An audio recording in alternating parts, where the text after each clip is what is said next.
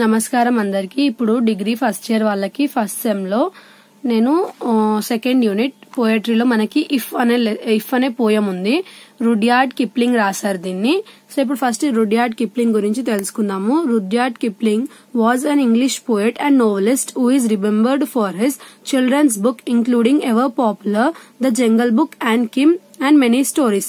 So ఇతను ఒక English poet అంట, ఇంకా నోవెలిస్ట్ కూడా అంట. కానీ ఇతను దేని వల్ల ఎక్కువ గుర్తింపబడతాడంట, ఏవైతే చిల్డ్రన్ అంటే పిల్లల కోసం రాసిన బుక్ల వల్ల ఇతను ఎక్కువ గుర్తింపబడతాడంట. సో ఇలాంటి బుక్స్ రాశారంట, చాలా పాపులర్ బుక్స్. ఏమైనా అంటే ఇతనివి ద జంగల్ బుక్ ఇంకా కిమ్ అనే బుక్స్ చాలా popular అయినాయంట.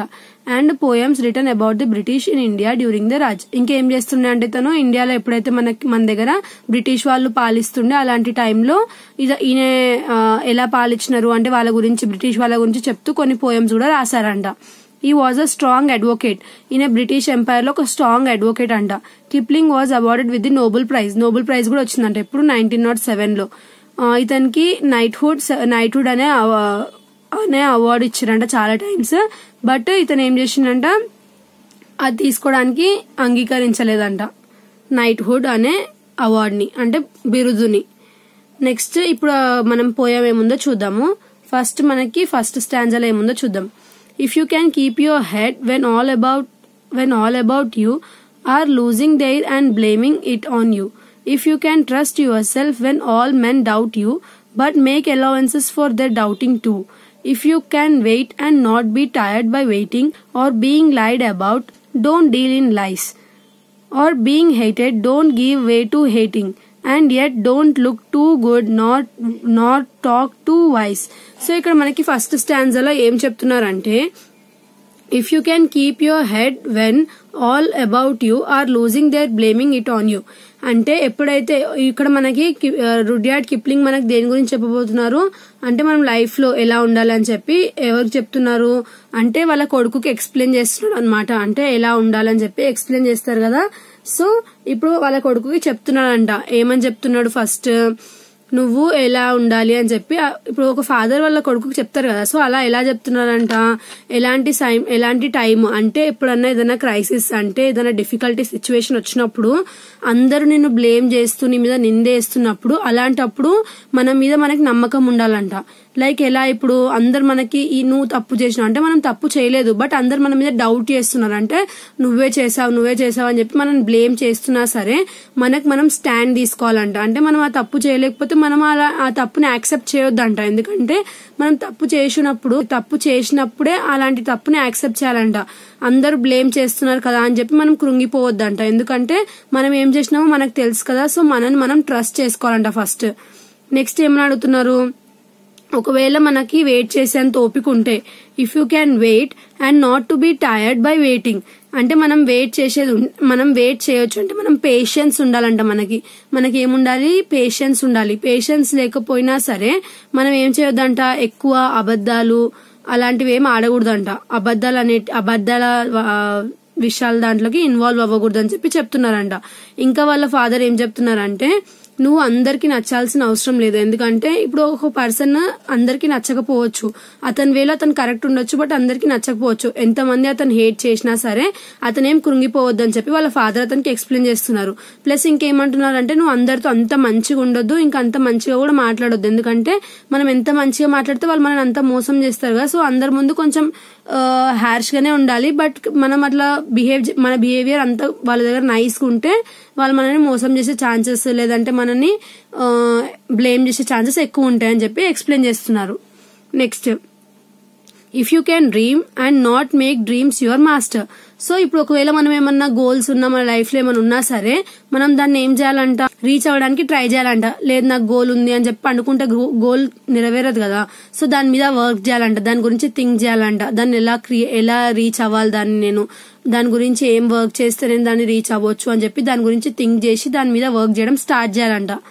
If you can think and not make thoughts your aim, if you can meet with success or disaster. So ఇక్కడ ఏం చెప్తున్నారంటే, ఇప్పుడు మనకి లైఫ్ లో ఏదైనా గోల్ ఉన్నప్పుడు ముందే మనం ఆలోచిస్తాం కదా, మనం అది చేయలేము, అని చెప్పి ఒకసారి వెళ్ళి చూస్తేనే కదా అక్కడ మనకి సక్సెస్ వస్తుందా, లేదంటే డిజాస్టర్ అంటే ఏంటిది ఫెయిల్యూర్ వస్తుందా అని చెప్పి మనం ఒకసారి స్టెప్ ఇన్ చేసి డేర్ చేసి అది మనం చేయాలని చెప్పి వెళ్తేనే అప్పుడు మనకు తెలుస్తుంది కదా మనం అది చేయగలుగుతామా లేదా అని చెప్పి. సో వాళ్ళ ఫాదర్ కూడా అదే చెప్తున్నారు, ఏదైనా నీకు లైఫ్ లో ఏదైనా గోల్ ఉంటే ఫస్ట్ నువ్వు దాని మీద వెళ్ళి ఒకసారి ఒక ట్రై ఇచ్చిరా. అంటే ఒకవేళ అది సక్సెస్ అయితే సక్సెస్ అయింది, ఫెయిల్ అయితే ఫెయిల్ అయింది. ఒకవేళ ఫెయిల్ అయితే దాని నుంచి నువ్వు లెసన్ తీసుకోవచ్చు, ఒకవేళ సక్సెస్ అయితే నీకే మంచిది కదా ఇంకా అని చెప్పి చెప్తున్నారు. And treat these two impostors just the same. ఒకవేళ నువ్వు ఏదైనా వర్క్ చేసినప్పుడు అందులో సక్సెస్ వచ్చినా ఫెయిల్యూర్ వచ్చినా రెండింటిని ఈక్వల్ గానే తీసుకోవాలి. సక్సెస్ వస్తే పార్టీస్ చేసుకొని, లేదంటే ఫెయిల్యూర్ వస్తే నేను ఇంకా వేస్ట్ అని చెప్పి ఇట్లా అనుకోవడం కాదంట. రెండిట్లో ఏది వచ్చినా సరే నార్మల్ గానే ఉండాలంట. If you can bear to hear the truth you have spoke, twisted by knaves to make a trap for fools. If you can bear to hear the truth you have spoken, twisted by knaves to make a trap for fools. So ఇక్కడ మనకి ఏం చెప్తున్నారు, ఇప్పుడు మనం ఏమన్నా మంచిగా మాట్లాడినా సరే కొంతమంది ఏం చేస్తారు, ఎలాంటి వాళ్ళు మంచి అంటే ఇప్పుడు మన ముందు మంచిగా యాక్ట్ చేస్తారు, బట్ మన వెనకాల ఎలా ఉంటారు అంటే ఎనిమీస్ లాగా ఉంటారు కదా. సో అలాంటి పీపుల్ ఏం చేస్తారంట, మనం ఎప్పుడైతే సత్యం మాట్లాడినా అంటే మనం ట్రూత్ మాట్లాడినా సరే వాళ్ళు ఏం చేస్తారంట, కావాలని దాన్ని ట్విస్ట్ చేసి రివర్స్ లో రాంగ్ గానే పోర్ట్రే చేస్తారంట. సో అలాంటి పీపుల్ నుంచి కూడా మనం భయపడొద్దంట, ఎందుకంటే మనం మాట్లాడింది ఏందో మనకు తెలుసు కాబట్టి మనం మన దాని మీద మనం stand తీసుకోవాలంట. Or watch the things you gave your life to broke and stoop and build up with worn out tools. So ఇక్కడ మనకి ఏం చెప్తున్నారు, మనము మన లైఫ్ మనకి ఎలాంటి సిచ్యువేషన్ ఇచ్చినా సరే, ఫర్ సపోజ్ ఇప్పుడు ఒక గోల్ ఉంది, అందులో మనం ట్రై చేయడానికి వెళ్ళిన వెంటనే ఫర్ సపోజ్ స్టార్టింగ్ ఒకసారి ఫెయిల్యూర్ వచ్చింది అనుకోండి, అంటే లైఫ్ మనకి అదే యాక్సెప్ట్ చేయమని ఫెయిల్యూర్ ఇచ్చింది. సో మనం దాన్ని ఏం చేయాలి, దాన్ని యాక్సెప్ట్ చేసుకొని దాన్ని ఇంకా అక్కడికే వదిలేదు, ఆ గోల్ ని ఇంకొక ట్రై చేయాలి. చెప్పలేము, అప్పుడు ఫెయిల్యూర్ వచ్చింది, నెక్స్ట్ టైం సక్సెస్ రావచ్చు కదా. సో మనము స్ట్రాంగ్ గా చేసుకోవాలి ఆ ఫెయిల్యూర్ నుంచి. If you can make one heap of all your winnings and risk it on one turn of pitch and toss. If you can make one heap. So ఇక్కడ మనకి ఏమంటున్నారు అంటే, ఇప్పుడు మనం ఏదైనా గోల్ మీద వర్క్ చేసినప్పుడు ఫర్ సపోజ్ మనకి ఫెయిల్యూర్ వచ్చినా సరే మనం దాన్ని ఒక లెసన్ లాగానే తీసుకొని ఎలా సాగమంటున్నారు, మళ్ళీ start again at your beginnings, అంటే మళ్ళీ బిగినింగ్ నుంచి మళ్ళీ స్టార్ట్ చేయమని చెప్తున్నారు. And never breathe a word about your loss, అంటే ఇంకొకసారి ఆ ఫెయిల్యూర్ వచ్చింది కాబట్టి ఇంకా దాని గురించి థింక్ చేయొద్దంట. లైక్ ఇప్పుడు మనకి ఆ ఫెయిల్యూర్ లో ఏదైతే లెసన్ వచ్చిందో అది తీసుకొని ముందుకు సాగుతూనే ఉండాలి, కానీ మళ్ళీ వెనకాల తిరిగి మళ్ళీ అప్పుడు అలా అయింది కదా, అప్పుడు అలా అయింది అని చెప్పి థింక్ చేయొద్దంట.